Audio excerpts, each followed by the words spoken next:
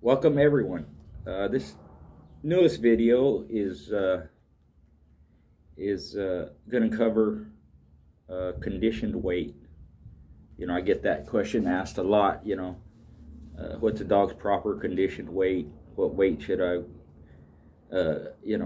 condition my dog at? If my dog weighs 45 pounds, can he make 38? Or if he's 42, can he make 40, or whatever it is? In that respect, there's no way of telling. If I haven't seen the dog, if I haven't, I don't know what he weighs at the time. I can guess a little bit.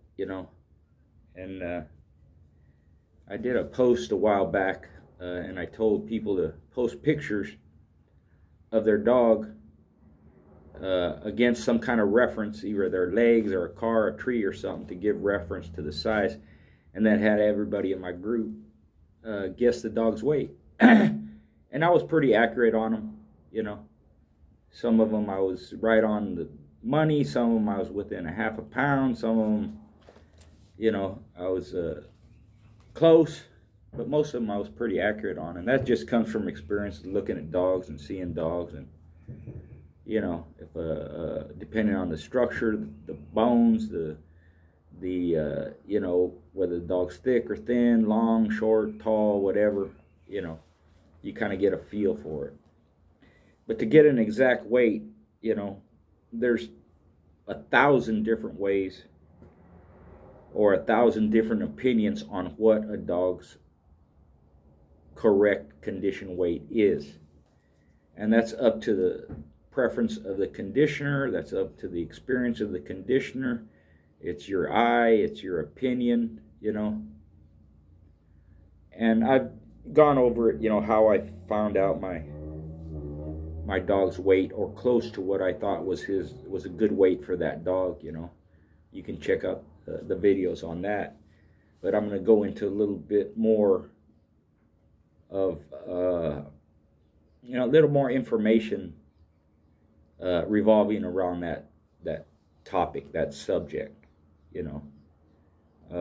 Like I mentioned, some of it has to do with dog. It depends on the dog's structure, how much fat he has on him at the time, how thin he is, their metabolism, even their work ethic could be part of it, the temperature at the time of the year, the humidity.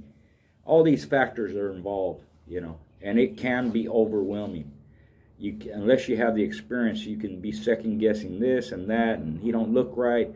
If you could start getting opinions from other people, what they think and what's right, And when it comes to that subject, what's the proper weight? There's no way to tell.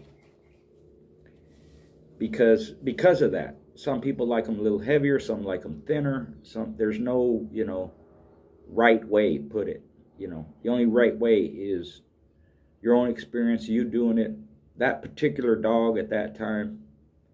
There's just a lot of factors. So when somebody says, I could do that dog at 36, and you think he's a 37 or 38, doesn't mean either one is right or either one of you is wrong either. You both could be right. Someone could do that dog at 36. He might be more comfortable at 37 or 38. He might be better at 36. It just all depends. And that's what can be overwhelming. What's the right weight? In my mind, even back in the day, even with all my experience, I felt, as long as I'm close enough, that's good enough. You start trying to pinpoint things to where you think it should be rather than where the dog lands on his weight. That can get you into trouble, because dogs when you condition them, they have, I don't know what it is, but they have this way of coming down to the weight properly. And starting as pups, people look at different things. Are they tall and lanky? One of the biggest deals back in the day, and probably today, is how big their feet are. Could be a big pup, big robust pup, but if he has small teeth, he's not going to grow that big. It's not 100%, just like a dog with might be a smaller dog or a thinner type of puppy, you know, doesn't overeat or keep himself fat. You know, he looks kind of thin, maybe lanky, and he's got big feet. He could grow into be a big dog, you know. So a lot of people base that on the size of the dog's feet, the puppy's feet, you know. There's some validity to it. There's some accuracy to that, you know.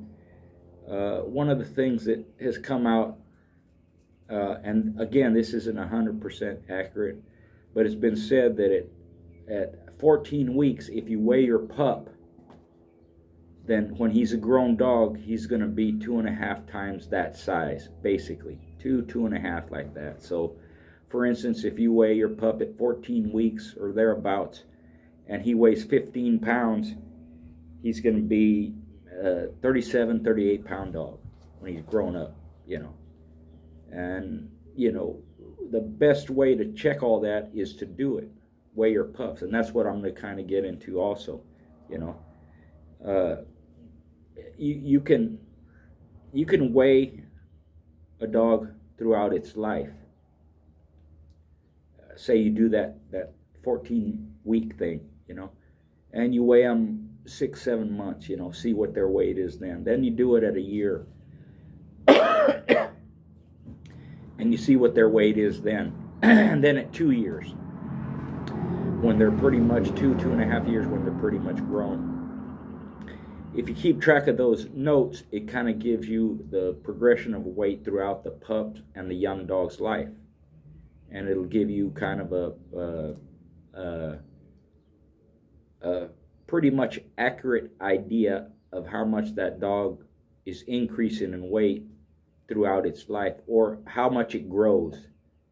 Some grow faster, mature physically earlier. Some are late maturers, you know, even with the weight, you know. That goes with their mentality and plus their growth of their body. So, and it's important also, you know, to weigh them at different times of the year, different temperatures. Summer, you know, fall, winter, spring, and kind of have an idea of what their weight is, because in some instances, like from winter to summer, winter, spring, summer, the feed is gonna change. You know, naturally you're gonna feed them more during winter. You may feed them less during summer. Some people feed them the same all year round, depending on where you live. If it's real cold, you're gonna pork the food to them, you know. If it's real hot and dry or humid, you know, I would cut back on the food. I kept my dogs actually thin, sometimes below what their condition weight was during the summer, because it was so hot. And when you and this is another thing too, you know, you check how active they are at different weights or different times of the year. They may be real active during the fall and spring because of the temperature, and less active because if it's real cold during the winter, if the winter isn't too harsh, they're going to be active during that winter too. In the summer, because of the heat, if they're smart, they're not going to be that active. But I like to keep my dogs down in weight, either at weight or below it. I didn't have them too heavy. If they were above their weight, it was within a pound or two, you know. And that seems kind of harsh, but dogs get used to their weight.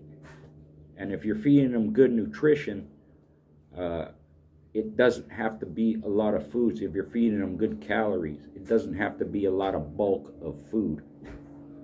So, you know, it's all a matter of testing and tryouts and seeing how they look. You can also weigh them just as they are on the chain, see what their weight is there, and then weigh them after you've put some work on them, a couple of weeks, a month, like that, and see where they fall. And I've mentioned this before, you know, when you work a dog, if you start giving them regular exercise like you would in a keep, maybe say a pre-keep or something like that, you know, And what I did is I fed them the same. I didn't change their feed, but I started working them. So the work rate increased, which made their weight drop. And then they get to a point where the weight levels off and stays the same for a few days. You're pretty close to their weight there, you know. You can have them below weight and start doing the same thing, working them, increase their feed a little bit, and see how it comes up incrementally. Same thing, when it levels off, you're pretty close. And you know, you want to see how they act and look, their structure, you know, their fat content or whatever it is, you know, when they are thin, when they do have weight, or even when they're heavy, what you consider fat or heavy, and just see how they act. How do they carry that weight? When they're real thin, do they seem too weak? When they're real heavy, do they seem sluggish in their work ethic? And that'll give you kind of an idea. If you do both, somewhere in the middle is going to be their weight.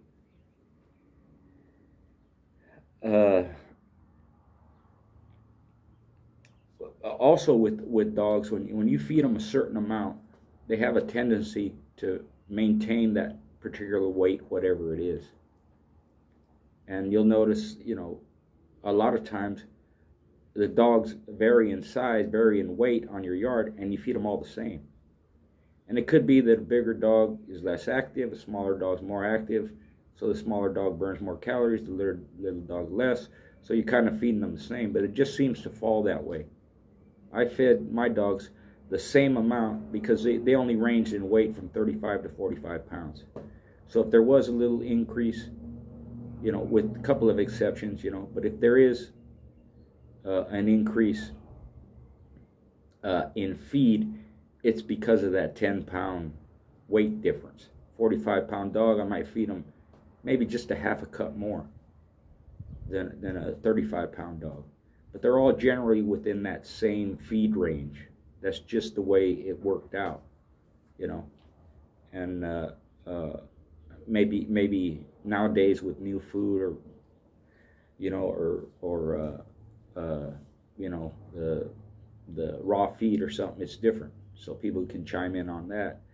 But I use kibble, and then I supplement it with, you know, I give them bones, and I'd give them cooked food and raw food, you know, meat. Usually if we're barbecuing, they were going to get something, you know, scraps, you know, vegetables that were scraps. And, you know, it didn't necessarily where I fed them this different additives every day. It was just whenever we had extra, or whenever, you know, if they're young, especially growing up, that's when I would give them the bone mostly, you know, good calcium.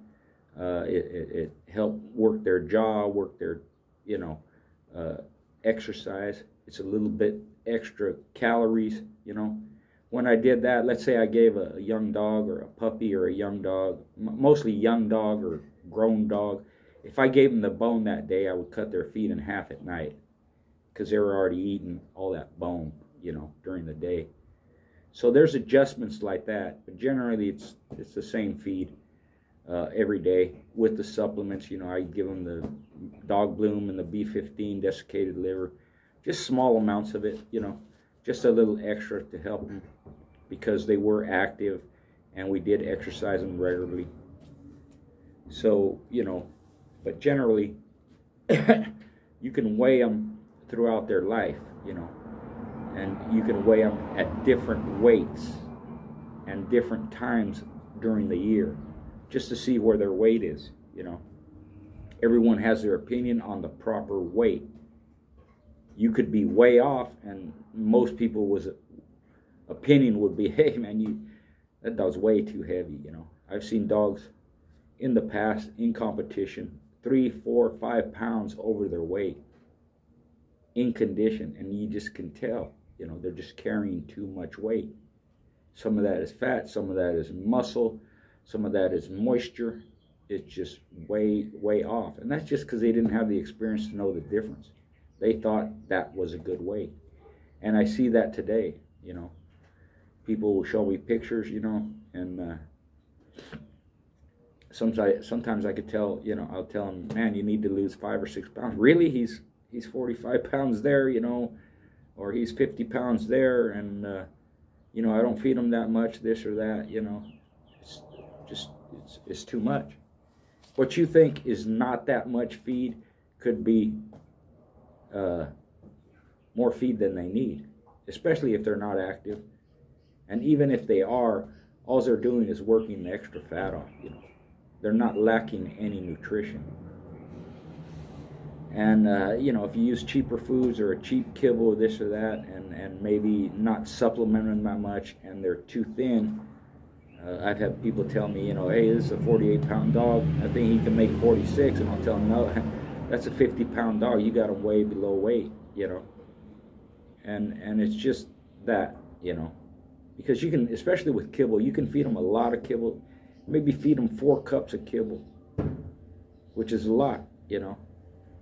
But the kibble isn't very good. There's not a lot of nutrition in it, and they defecate most of it out. It comes out in big old lumps or big old like that, you know. So it looks like a lot of food. It fills the bowl up, but nutrition-wise, it's nothing.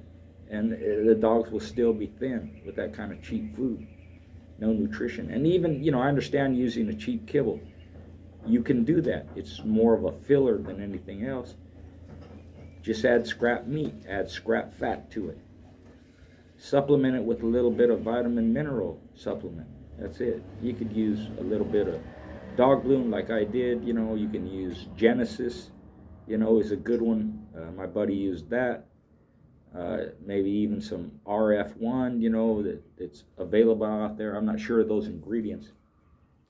But if it's something that you're going to use when you condition your dog, you can give it to them on a regular basis, as long as it's not some high intense like red cell. Give them a lot of red cell or something like that. You can give them a little bit, you know, because they're not really as active on the chain or in their kennel as they are when you're putting them in condition.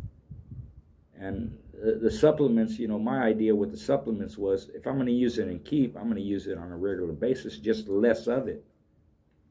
So something like red cell or, you know, other ones they have available, if you just use a small amount of it, they're getting accustomed to it. It's in their system. They're getting some benefits from it, but it's not a whole lot where it's going to waste or it's causing them to have heat spots on their body, you know, on their skin.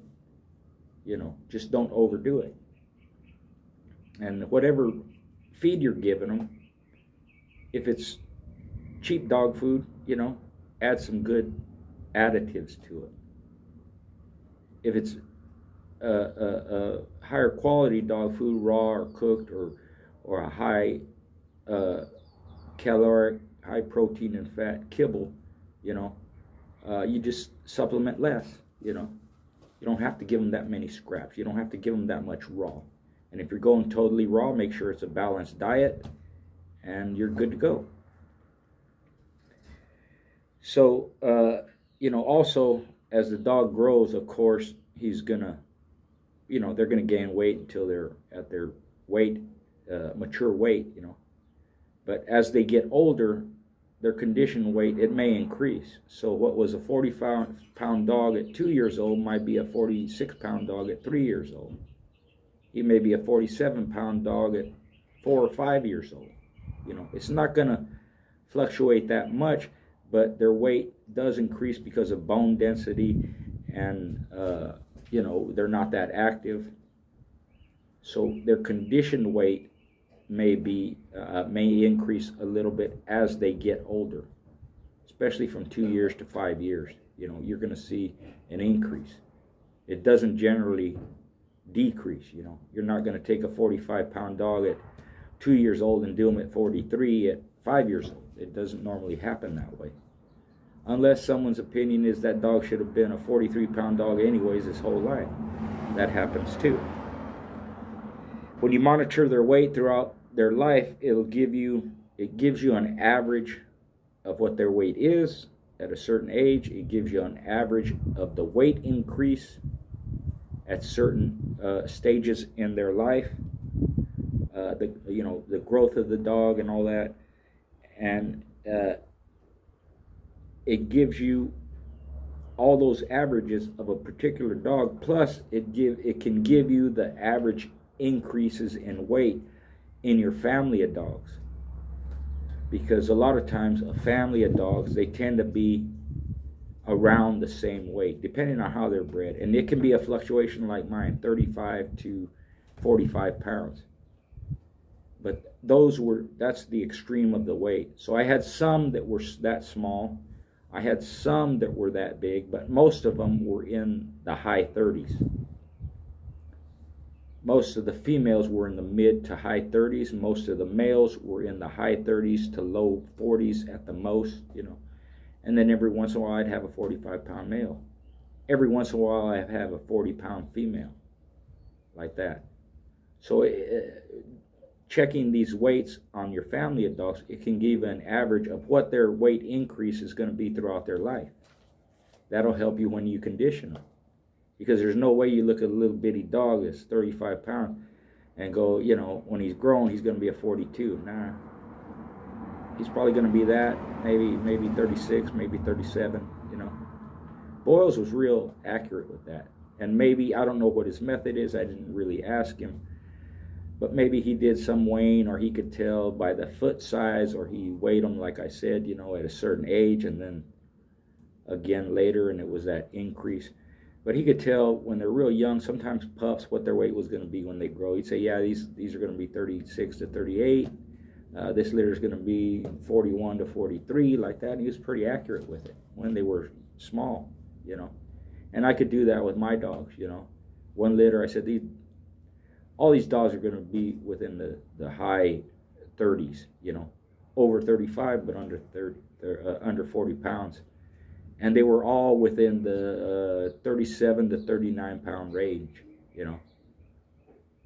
So you get an idea of what the size of your dog is going to be when they're younger, you know, what their size is going to be and their weight's going to be when they get older. When they're a young dog, if you breed enough litters and you start seeing, you know, some commonalities in size and bone structure, like that. So you can do that throughout their life, and it'll give you an idea, you know, where you think the weight should be at when they get older. You know, another thing with the weight is, like I said, everybody has their opinion on what it is or what it should be, and the opinions may vary. They don't necessarily have to be wrong, but where there can be a problem is if you're way off. If you're way too low or way too high, that can be a problem for your dog, and those aren't healthy weights for them, you know, which is why I never like to have my dogs too far off their weight, you know, except when it was really cold during the, you know, extreme winter months, you know, which out here was between say November and February, you know. That's when I really increased, you know. And the way I did it is, once it started getting into the colder months, I just increased the feed. Half a cup, maybe a cup, depending on the dog. And then, you know, when it started getting spring coming around, you know, March and like that, you know, or end of February, you know, depending on how the weather went, I'd start backing off on the food, and their weight would come down. But regardless of how I did it or what time of year it was, the dogs maintained a certain weight, and that didn't fluctuate. It didn't change from day to day. It didn't change from week to week or month to month until there was an increase or a decrease in the work. You know, one of the benefits of coming out of summertime into spring, out of wintertime into spring, is they're going to naturally come down. You know, once I changed the feed and got it back on track to what was normal for that time of year, the dogs naturally work themselves down to weight. And then they would hit that mark and maintain that weight. That allowed me to continue to show them up until before the hot summer months. During the hot summer months, when they're real thin, as it's going into fall, I could increase their feed and then they would come up to a certain weight, maintain that weight, and they were real close. And that's when I would start showing them, right? And even if I, let's say it's late summer and I got a dog hooked up, you know, I would immediately increase their feed. They would start coming up, and they would come up above their weight, even though I'm working them. But because of the food increase, their weight would rise a little bit, and then I'd work them, and then they'd slowly come down to weight a little bit. Could be within a pound or two over their weight. Wasn't much sometimes, you know. If it's a winter time and I got them hooked up, they may be 4 pounds overweight, even close to 5. Not too many, you know, 5 pounds, but 4 pounds overweight. And with the increase, once I increase the food and start working them, their weight would come up a little bit and then start going down as I keep working. And it went up a little bit because now I'm giving them full supplements, full extra food. And it just, you know, for a few days, you know, or within the first week, you know, their weight will increase a little bit more, and then it'll start coming down again, like that. So when there's fluctuations in their weight due to the feed or the time of year, the temperature and all that, you know, you have to take that into account. Don't panic over it, you know. Sometimes I go, oh, some people go, well, he's gaining weight, man, I got to cut back on the food. No, don't do that. If you have a set amount you're going to feed them that. There's a slight fluctuation in the first week of your keep, that's okay. It's going to come down. And the reason it'll come down is that even though you increase the food and their weight may have increased a little bit, as you work them, it's going to start coming down like it's supposed to. If they're below weight, when you increase the feed, it's going to start coming up a little bit. And that should be incremental too. You shouldn't give them so much food thinking, oh, he's not coming up enough. He's not gaining enough weight. They'll gain it, you know. They'll gain it as you build muscle too, you know. Muscle weighs more than fat. So you always want to, you know, you don't want to see drastic fluctuations in their weight anytime, whether you're working them or not working them, you know. Unless you really want them to put on weight quick, then you pork the fat to them and all like that. Maybe because they've been sick or whatever, you know, and they need an increase in their weight. But other than that, the fluctuations, losing weight, gaining weight, should be incremental, shouldn't be drastic, you know. And if you give the feed time to work, you'll see those increases or decreases as you you know, continue to work the dog. And you know, during keep, if you got them in a good keep, you may have to give them more food. Even though they're losing weight, they may lose weight too fast, or you notice too drastic of a loss from, you know, within 2 or 3 days. You know, you might want to add more food to them because they're burning it off in their work. So this is a little bit on what is proper conditioned weight, you know. Like I said, everybody has their opinions. There's 1,000 ways to do it. Nobody is 100% accurate all the time, and there's a lot of different ways you can go about it. But I think weighing your dog throughout his life and at different times of the year, that'll help you come to your own opinion on what, along with some work, your own opinion on what you think is your dog's proper condition weight. So thanks everybody for tuning in. Thanks for all your support, and more vids on the way.